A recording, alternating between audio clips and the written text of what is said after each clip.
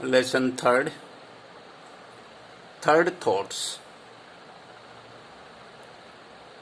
Thoughts means पुनर्विचार। About the lesson, the story is a satire. ये कहानी एक व्यंग है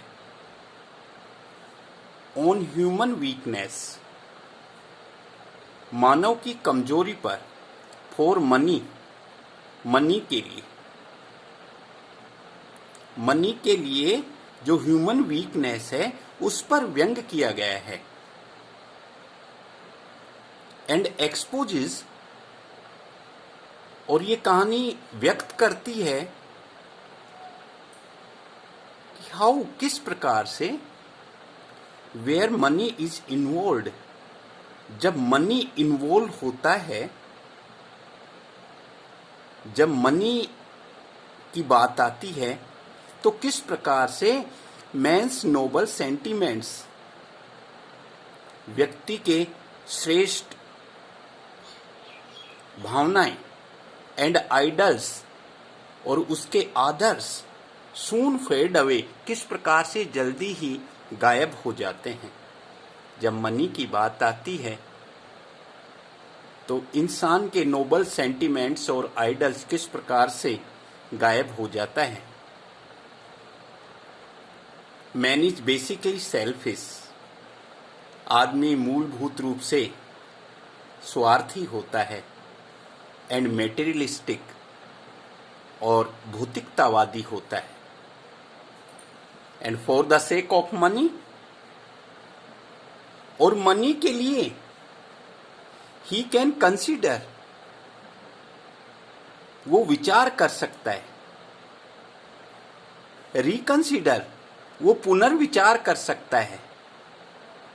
and even change is noble and idol thoughts, और अपने श्रेष्ठ और आदर्श विचारों को वो चेंज भी कर सकता है।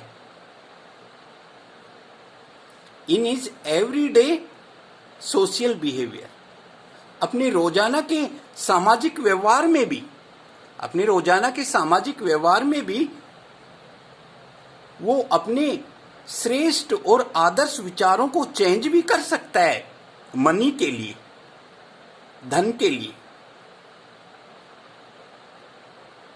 इन दिस लेसन, इस लेसन में the narrator gives us a deep insight, narrator हमें एक गहरी आंतरिक दृष्टि देता है इनटू द बिजनेस साइकोलॉजी के बारे में, and philosophy of the world of trade and commerce, trade, व्यापार और वाणिज्य का जो संसार है उसकी दार्शनिकता के बारे में हमें एक डीप इंसाइट देता है। वेयर, जहां पर impulse is negation of magnetism, जहां पर भावना सफलता की विपरीत होती है, भावना सफलता के विपरीत होती है। और दूसरी इंसाइट क्या देता है?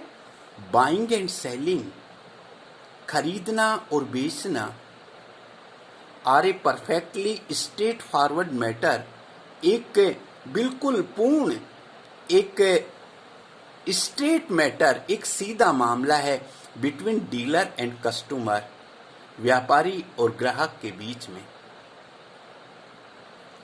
द डीलर, व्यापारी, आस्क, मांगता है, as much as he thinks, उतना अधिक जितना वो सोचता है कि ही कैन एक्सटोर्ट, जितना वो ऐंठ सकता है। Extort means to take by force, जितना वो ऐंठ सकता है उतना वो मांगता है। And the customer having paid it, और कस्टमर वो प्राइस देने के बाद इज अंडर नो ऑब्लिगेशन, उसके ऊपर कोई एहसान नहीं होता, उसकी कोई जिम्मेदारी नहीं होती फिर whatever to the dealer, dealer के प्रति।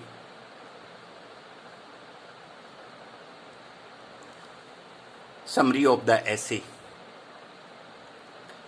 द नरेटर थिंक्स, नरेटर सोचता है, that it is his destiny, कि ये उसका भाग्य है, to buy in the dearest markets, महंगे भाव में खरीदना, and to sell in the cheapest, और सस्ते भाव में बेचना।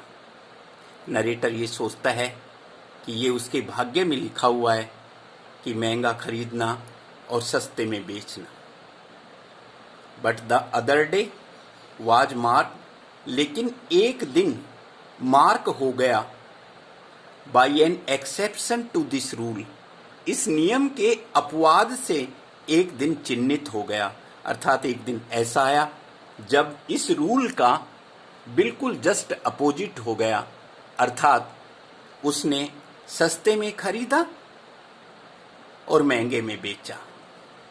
ही buys a water colour drawing, वो एक वाटर कलर की drawing of Turner a great painter, Turner की एक वाटर कलर ड्राइंग को वो खरीद के लाता है फॉर 10 शिलिंग्स, केवल 10 शिलिंग्स में, फ्रॉम एन ओल्ड डीलर, एक वृद्ध व्यापारी से, और ही सेल्स इट, वो उस टर्नर की पिक्चर को बेच देता है फॉर 50 पाउंड्स में।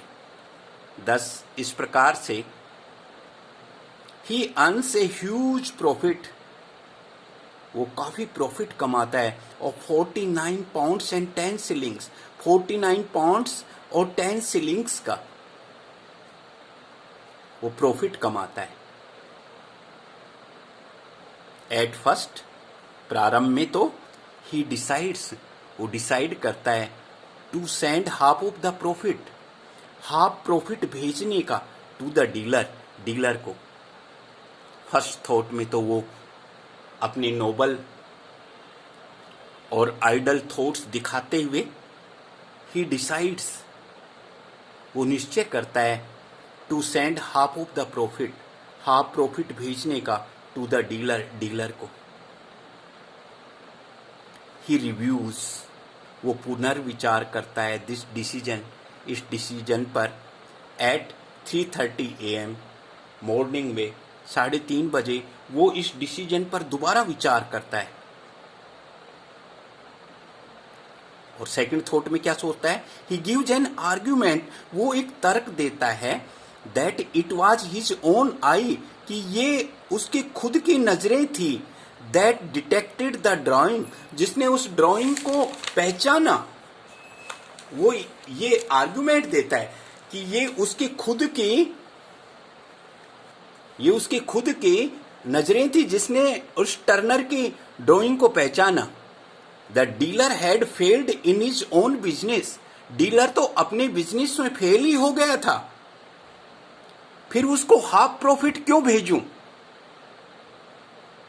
उसकी अकुशलता को रिवार्ड क्यों दूं? नहीं, 10 pounds would be sufficient, 10 pounds पर्याप्त होंगे। ही फर्दर आर्ग्यूड, इसके बाद में फिर वो तर्क देता है कि अगर मैं 10 पाउंड्स भेज दूंगा तो the dealer would expect the same from others, तो वो डीलर, वो व्यापारी अन्य कस्टमर से ऐसी ही आशा करेगा, ऐसी रिवार्ड की, ऐसे ही प्रीमियम की एक्सपेक्टेशन करेगा। नहीं, 5 pounds would be plenty, 5 pounds पर्याप्त हैं।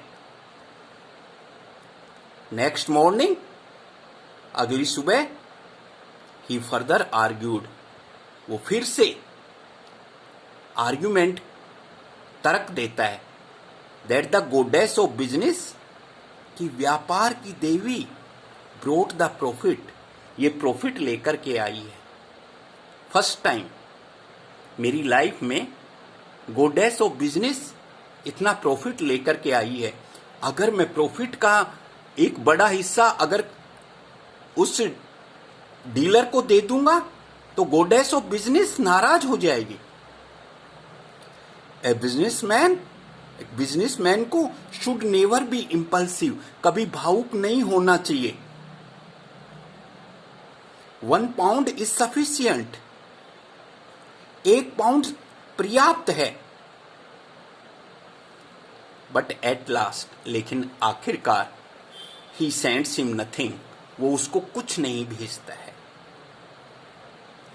इन the end of the essay, इस ऐसे के एंड में द नरेटर, जो वर्णन करता है, ट्राइज टू जस्टिफाई हिमसेल्फ, वो अपने आप को न्यायोचित ठहराने की कोशिश करता है।